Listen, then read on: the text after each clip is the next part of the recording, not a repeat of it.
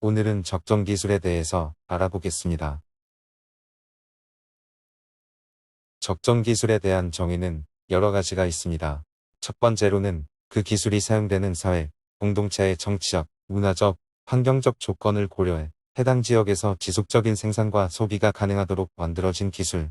두 번째는 인간의 삶의 질을 궁극적으로 향상시킬 수 있는 기술.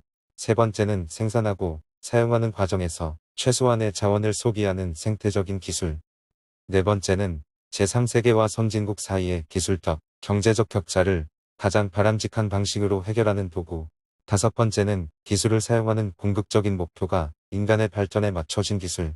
이렇게 다섯 가지가 적정 기술의 정의로 언급되고 있습니다. 적정 기술은 1960년대 영국의 경제학자인 슈마허가 만들어낸 중간 기술이라는 용어에서 시작되었습니다.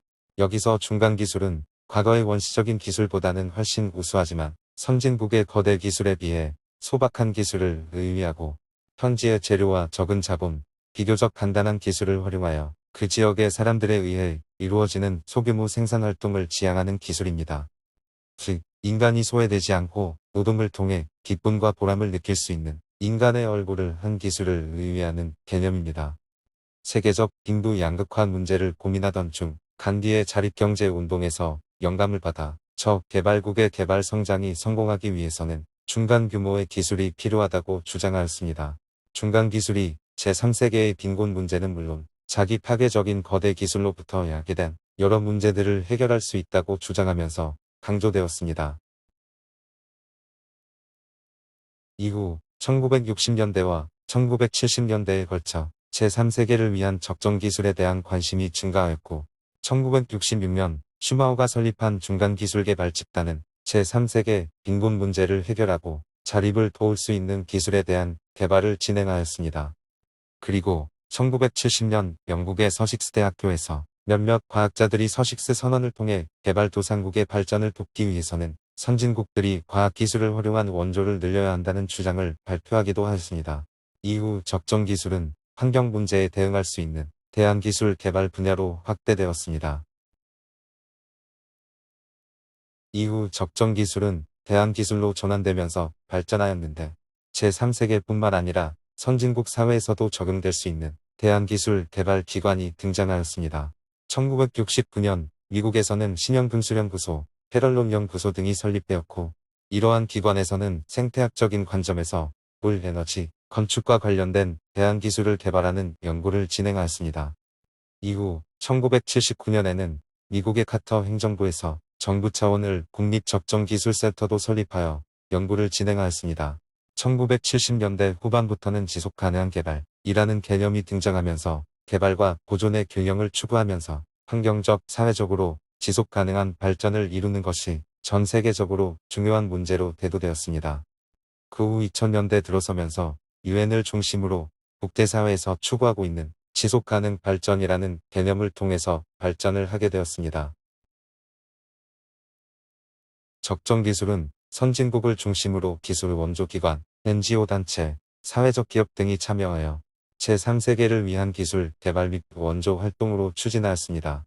우리나라는 2009년 공식적으로 OECD 개발원조위원회의 24번째 회원국으로 가입을 하면서 공적개발 원조에 대한 정부의 지원이 증가하였고 제3세계를 위한 기술 개발 및 원조 활동을 추진하고 있습니다. 이제 대표적으로 알려져 있는 적정 기술의 사례에 대해 몇 가지 알아보도록 하겠습니다. 첫 번째는 라이프 스트로우입니다. 라이프 스트로우는 휴대용 정수 빨대로 빨대 하나로 한 사람이 1년간 먹기에 충분한 700리터의 물의 정수가 가능하며 99%의 수인성 박테리아와 98.5%의 바이러스를 제거할 수 있습니다. 이 라이프 스트로우 빨대로 기생충 감염, 장티푸스, 콜레라, 이질 등 수인성 질병 예방이 가능하다는 장점이 있습니다. 이어서 두 번째는 큐드럼입니다. 큐드럼은 도넛형 플라스틱 컨테이너 형태로 약 50리터의 물을 담고 굴려서 이동시킬 수 있는 물통의 형태를 취하고 있습니다. 도넛형 모양으로 가운데 커다란 구멍이 있어 로프로 묶어 드럼을 끌거나 굴릴 수 있는 형태로 만들어져 있습니다. 이어서 세 번째는 OLPC, 원 랩톱 펄 차일드로 한 명의 어린이에게 하나의 노트북을 제공하는 프로젝트로 제3세계 어린이들에게 튼튼하고 값싸며 적은 에너지를 소모하는 인터넷이 연결된 컴퓨터를 제공하는 프로젝트입니다. 네 번째는 자전거 동력을 이용한 급수 펌프 기술입니다. 관계 및 물 공급을 위해 자전거 동력을 이용한 급수 펌프 제작하여 우물물을 분당 40리터씩 끌어올릴 수 있고 또한 이동도 용이하다는 장점이 있습니다. 마지막으로 솔라카우, 솔라밀크 시스템입니다. 소모항의 솔라카우 충전 시스템을 학교에 설치하고 학생들에게 솔라밀크, 보조 배터리를 공급하는 방식으로 아이들이 노동을 통해 번 돈으로 충전소에서 전기를 구매하는 것에서 착안한 적정 기술입니다. 아이들이 학교에 등교를 해서 수업을 듣는 동안 솔라카우의 충전을 진행하여 학교 시에 충전된 솔라밀크 보조 배터리를 집으로 가져가는 방식입니다. 부모들에게 자녀들을 학교에 보내는 대가로 전기를 나눠주는 보상 시스템 방식으로 아동 교육 문제를 해결하고 있습니다. 지금까지 적정 기술에 대해 알아보았습니다. 끝까지 시청해 주셔서 감사드립니다. 감사합니다.